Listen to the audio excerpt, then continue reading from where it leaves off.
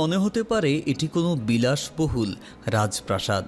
চকচকে সাদা দেয়ালে হালকা লালের কোমল ছোঁয়া, প্রবেশপথে ঘূর্ণায়মান গোলাকার সিঁড়ি, পাশেই গাছগাছালি, ফুলফলের বাগান আর শিশুদের খেলার সামগ্রী।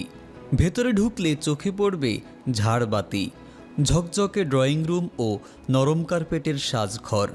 কিন্তু এটি আসলে কোনো রাজপ্রাসাদ নয়, এটি একটি মসজিদ। মসজিদটির অবস্থান ঝিনাইদহের সদর উপজেলার খাজুরা গ্রামে। মসজিদটি নির্মাণ করেছেন খাজুরা গ্রামের রবিউল ইসলাম নামের এক প্রকৌশলী। তার তত্ত্বাবধানে প্রায় 5 কোটি টাকা ব্যয়ে তৈরি করা হয়েছে এই 5তলা স্থাপনা, যার নাম বাইতুল মামুর জামে মসজিদ। এটি এখন শুধু ইবাদতের স্থান নয়, এটি হয়ে উঠেছে শিল্প, সৌন্দর্য ও প্রশান্তির এক মিলন মেলা। মসজিদটির ভেতরে ঢুকলেই বোঝা যায় এর ব্যতিক্রমী নকশার মাহাত্ম্য।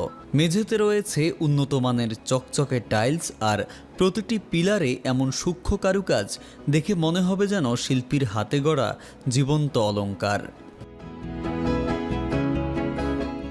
প্রথম তলায় নারীদের আর দ্বিতীয় ও তৃতীয় তলায় পুরুষদের নামাজের স্থান, আর চতুর্থ ও পঞ্চম তলায় প্রতিদিন প্রতিধ্বনিত হয় শিশুদের কোরআন তেলাওয়াত। শতাধিক শিক্ষার্থী কয়েক শিফটে এখানে কোরআন শিক্ষা গ্রহণ করে। শীতাতপ নিয়ন্ত্রিত এই মসজিদে একসাথে 1000 মুসল্লি নামাজ আদায় করতে পারে। প্রতিদিনই জেলার বিভিন্ন স্থান থেকে মসজিদটি এক নজরে দেখতে ও নামাজ পড়তে ভিড় করছেন অনেকে। মসজিদটির সৌন্দর্য দেখে মুগ্ধ হচ্ছেন তারা।